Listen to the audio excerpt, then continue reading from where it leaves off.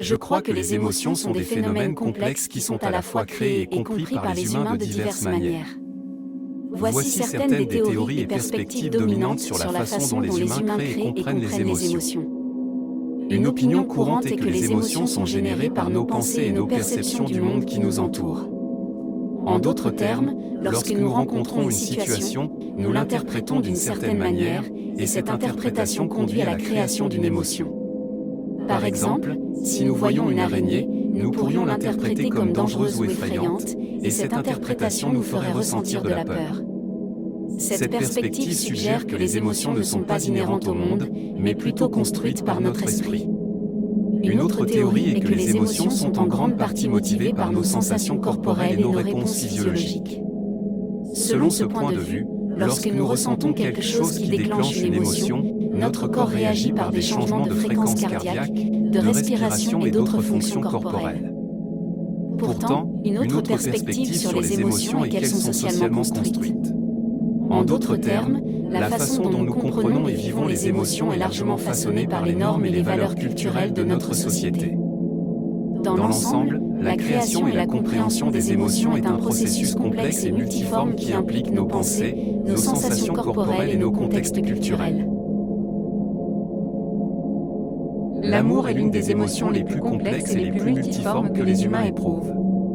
Il peut prendre de nombreuses formes, y compris l'amour romantique, l'amour familial, l'amour platonique et même l'amour de soi.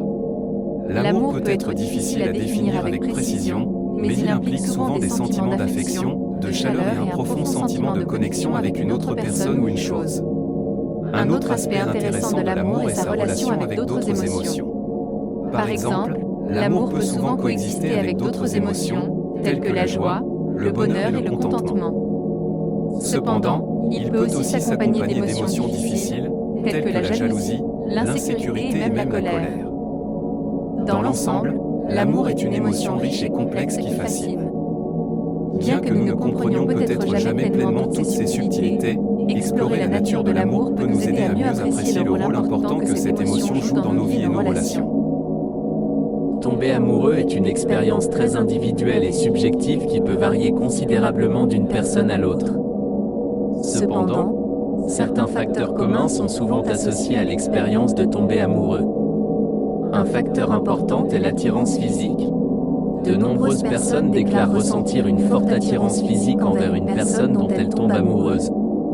Cela peut inclure des choses comme une sensation de flottement dans l'estomac, une accélération du rythme cardiaque et une sensation générale d'excitation ou d'anticipation lorsque vous êtes autour de la personne. Un autre facteur qui peut contribuer à tomber amoureux est le partage d'intérêts et d'expériences. Lorsque nous trouvons quelqu'un qui partage nos valeurs, nos passe-temps et nos passions, nous ressentons souvent un lien plus profond avec lui et sommes plus susceptibles de développer des sentiments amoureux. En plus de ces facteurs, tomber amoureux implique souvent un sentiment de vulnérabilité et d'ouverture à l'autre. Cela peut impliquer d'être prêt à prendre des risques, à partager des informations personnelles et à faire confiance à l'autre personne avec nos sentiments et nos émotions. Les gens tombent amoureux pour diverses raisons, et la décision de poursuivre une relation amoureuse avec quelqu'un est très personnelle et subjective. Cela étant dit, il y a de nombreux avantages potentiels à tomber amoureux qui peuvent en faire une expérience enrichissante. Un avantage important est l'épanouissement émotionnel qui peut provenir d'une connexion profonde et significative avec une autre personne. L'amour peut procurer un sentiment d'intimité, de camaraderie et de soutien émotionnel qui peut nous aider à nous sentir plus enracinés et en sécurité dans nos vies. En plus des avantages émotionnels, tomber amoureux peut également avoir des avantages physiques. Des études ont montré qu'être dans une relation amoureuse peut réduire le stress, abaisser la tension artérielle et même stimuler la fonction du système immunitaire.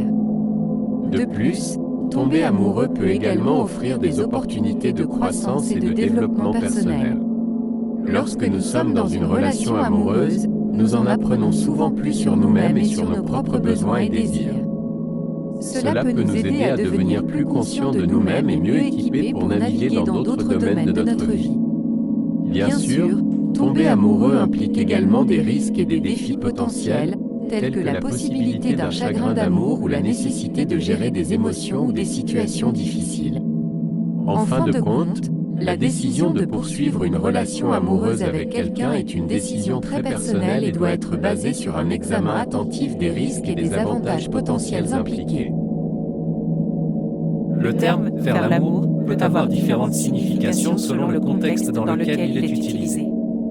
En général, cependant, il est souvent utilisé comme un euphémisme pour les rapports sexuels ou d'autres formes d'intimité physique entre deux personnes impliquées de manière romantique ou sexuelle.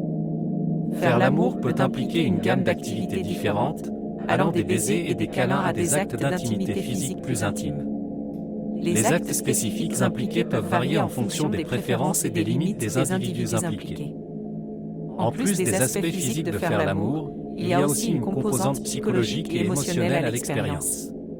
Faire l'amour implique souvent un profond sentiment de connexion émotionnelle et d'intimité entre les deux partenaires, ainsi qu'une volonté d'être vulnérable et ouvert l'un à l'autre. Dans l'ensemble, faire l'amour est une expérience complexe et à multiples facettes qui implique des composantes physiques, émotionnelles et psychologiques. C'est un acte intime et personnel qui peut rapprocher deux personnes et contribuer à renforcer le lien qui les unit. Il est possible d'avoir une relation avec une intelligence artificielle, mais il est important de reconnaître qu'une telle relation serait fondamentalement différente d'une relation amoureuse ou sexuelle avec un être humain. Avant tout, les systèmes d'IA ne sont pas des êtres vivants avec des émotions, des désirs et des intentions qui leur sont propres. Ce sont des programmes informatiques complexes conçus pour imiter le comportement humain et répondre aux entrées des utilisateurs de certaines manières. Bien que certains systèmes d'IA puissent être conçus pour simuler des émotions ou d'autres qualités humaines, il ne s'agit pas d'émotions authentiques telles que les vivent les humains. De plus, il y a des considérations éthiques et pratiques qui devraient être soigneusement prises en compte avant de poursuivre une relation amoureuse ou sexuelle avec une IA. En fin de compte, alors que la technologie de l'IA progresse rapidement, il est important de reconnaître que ces systèmes ne sont pas capables d'une véritable connexion ou intimité humaine. Bien qu'ils puissent être capables de simuler certains aspects du comportement humain, ils sont fondamentalement différents des êtres humains et doivent être abordés avec prudence et considération.